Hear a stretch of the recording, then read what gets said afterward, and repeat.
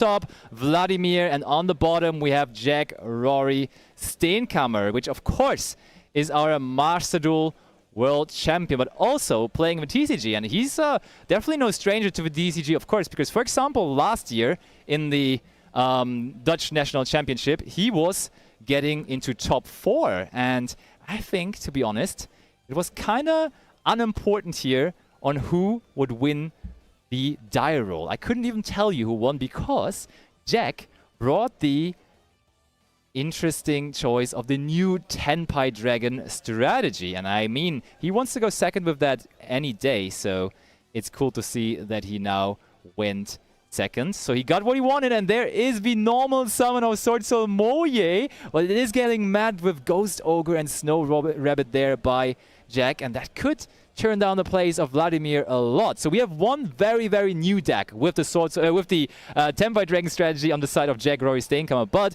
one a little older but still very, very strong going Swordsoul strategy on the other hand. And I mean, the Swordsoul strategy, even though it didn't get a real support card recently, definitely did get some boost, did get some support by the recent Forbidden Unlimited list, because they are now able again to include Protoss into their deck. So we might see that coming down here. And I mean, it's kind of tough if you are playing a Tenpai deck and you let your opponent start if your opponent then runs a card like Protoss, because that could just totally mean that they know, hey, he sent me first, so they might be on Tenpai, and then they can call the appropriate attribute for Protoss then. But for now, Vladimir keeps on going. We go into a Link Summon. We go into... Actually, I think none of that should work, because we couldn't go for the Link Summon there. Okay, yeah, I think we took back the Link Summon because we can only Synchro Summon when the Moye token is on the field. We go for Shishao. Shishao is going to use its effect to search here, and we are going to grab one Swordsoul card from our deck successfully. So far, Jack, Rory, Steenkammer as a world champion seems all unimpressed by that, and therefore can lean back. Swordsoul also a strategy you can prepare for kind of well. Okay, looks like we did search for Longyan. Longyan now is going to discard a Vishuda, special summoning itself. And, okay, checking the graveyard there. One thing though, we got Oh, look at that. We're banishing 3 cards from our graveyard, and that could be interesting news or maybe bad news for Jack, because we're summoning Protoss, and there is the Nibiru though for Jack, Rory, Steenkammer. That Protoss could have denied so many things, but that Nibiru here is going to be huge. Nibiru just taking care of the entire field here before Protoss would even be able to activate its effect. Also the burn effect of that Longyan is not going to come into play. I was about to talk about the Forbidden Unlimited list, because yes, they got Protoss. We see that Protoss here, but on the other end, Swordsoul players, Swordsoul enjoys lost. Of course, Baron de Fleur, the also powerful Synchro 10. The monster that would have been able to be summoned here before Protoss is being summoned to protect the Protoss from the Nibiru. But due to its absence, we could not protect our Protoss play here, and we are getting met with a disastrous Nibiru here. And I mean, Jack, let me tell you about the Tenpai Dragon strategy. It doesn't need much for a Tenpai deck to go off. Seriously, like, you just need one card and you're very, very much good to go. And we use 2 here, so we will even be able to start our turn with 4 cards. But looks like Vladimir, even though he got mad with Ghost Ogre and Nibiru, is still not done here yet. Ashuna is being used, and Ashuna is going to summon out a monster from the deck. From now on being locked into Worms, of course, but I mean, we are that far into our turn. I think we're okay with just summoning Worms for the rest of the turn.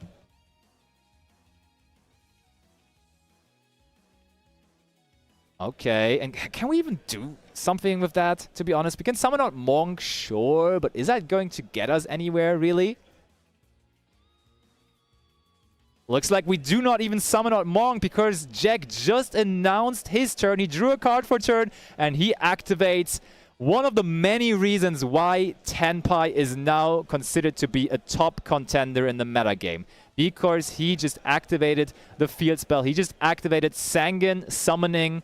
And that says during your main phase, 1 fire dragon monster you control, or all fire dragon monsters you control are unaffected by activated opponent's effect, which is so good because it lets you play around so many things. Effect Veiler, Infinite Impermanence, even Nibiru. And additionally to that, you can also just once per main phase add a Tenpai Dragon from your deck to your hand and then discard a card. We discarded another copy of the field spell. The field spell did already what it was supposed to do, and it now also has the continuous protection effect going. And from now on, we are going to see some monsters being summoned, and we start off with one of the most powerful ones, the Tenpai Dragon Chandra. And it's so good. Those are just unaffected. Look, Vladimir looks into his hand, sees an effect Veiler, and now Jack has to bring him the bad news. You cannot even do that. And look how nicely he's telling him. You did activate that, yes, but it just really didn't do anything because they are unaffected by those activated effects. And now you might be wondering, not a whole lot of stuff happening there, and he already goes into the battle phase, but that's the whole gimmick about the Tenpai Dragon deck, because Tenpai Dragons work in a very special, very unique, very new way, which I think is refreshing to the format, refreshing to the game overall, and therefore they do summon out stuff in the battle phase. And for example, Chandra says, at the start of the damage step, if a monster battles, you can special summon one level 4 or lower fire dragon from your deck, which we just did, and we just summoned out the Tenpai Dragon Pedra there.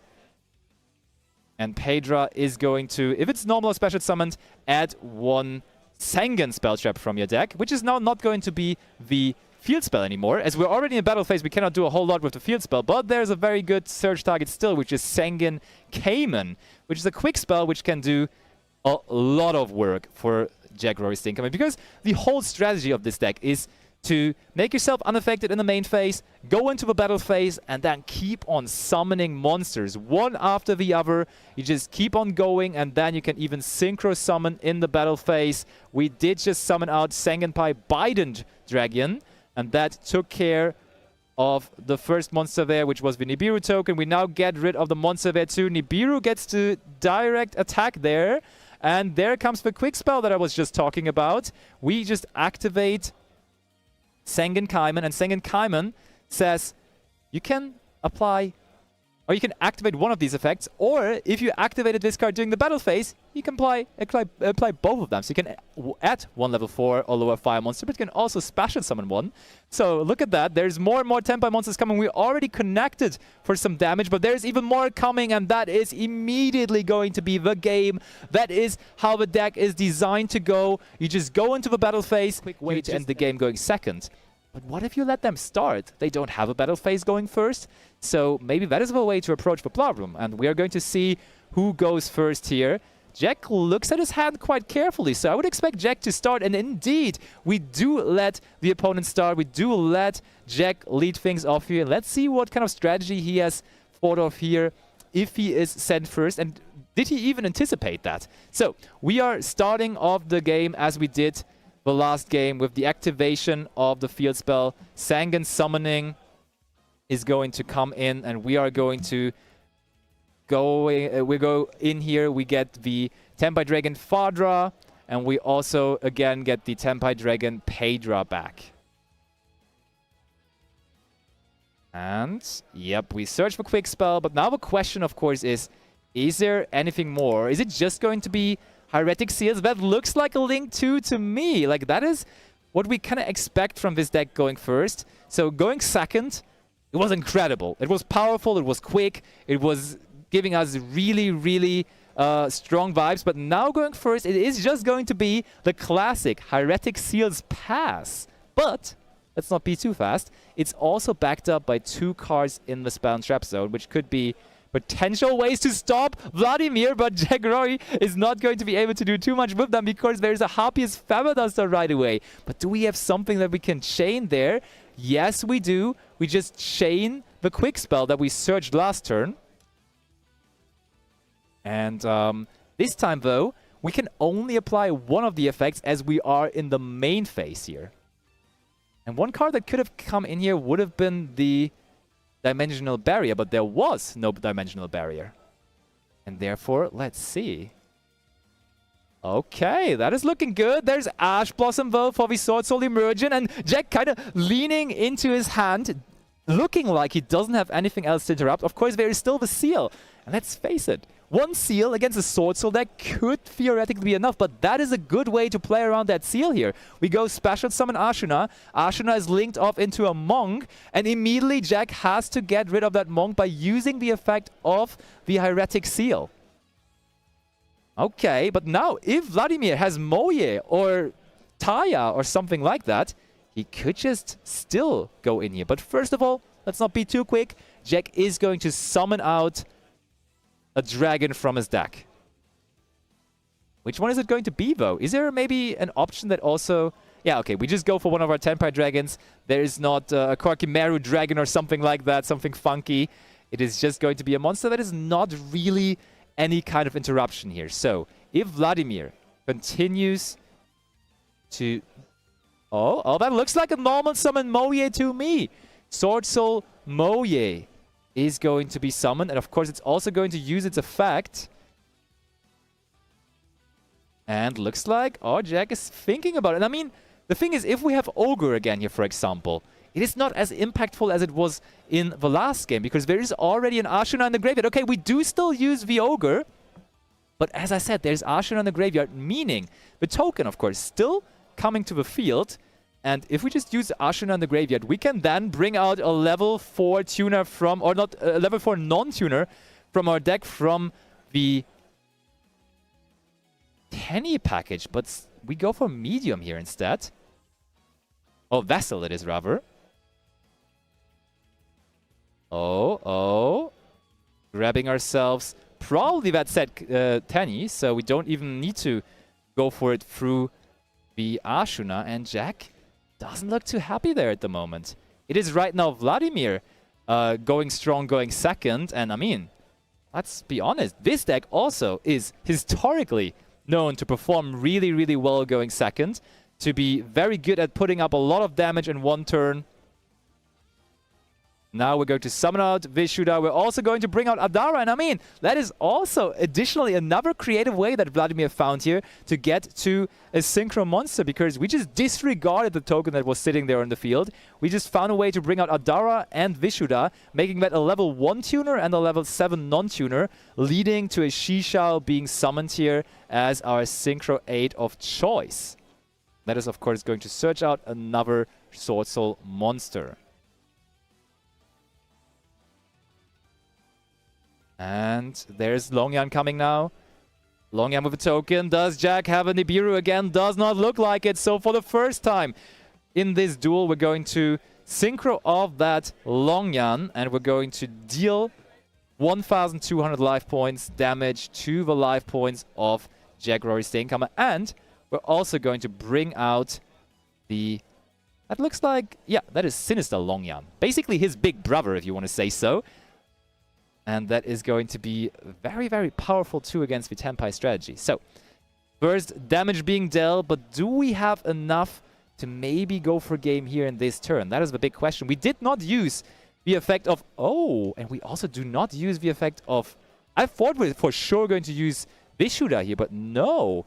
We just go into the battle phase. And now, I don't know whether Vladimir thought of that, but... we're just also going to use the effect of Tenpai Dragon Chandra now on our opponent's turn. So, no, we're not going to use this offensively here, but we can, of course, still use it defensively to just summon out more and more monsters from our deck. And look at that.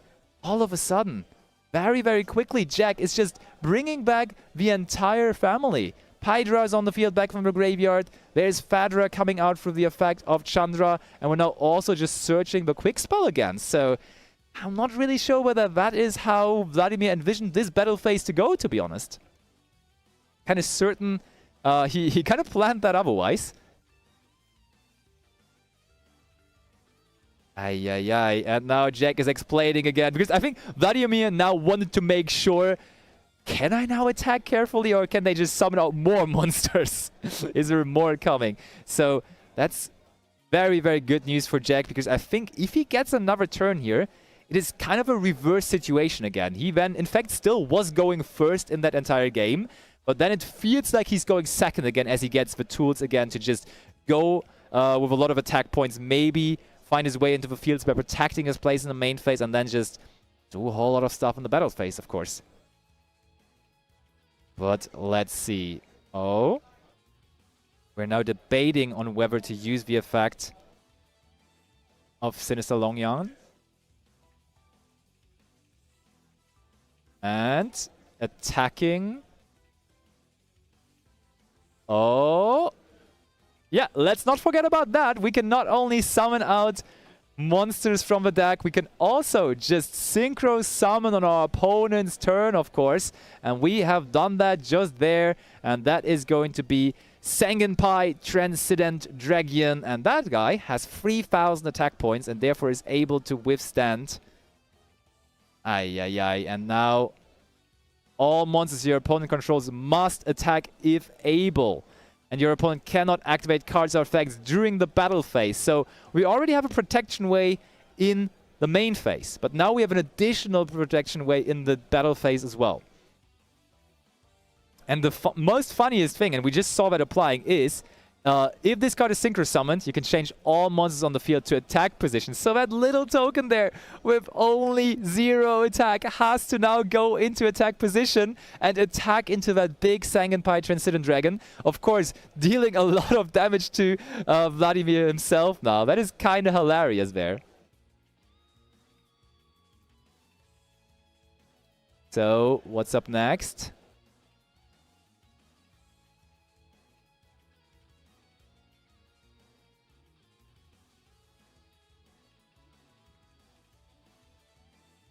Okay, is that now the turn of Jack? It almost looks like it.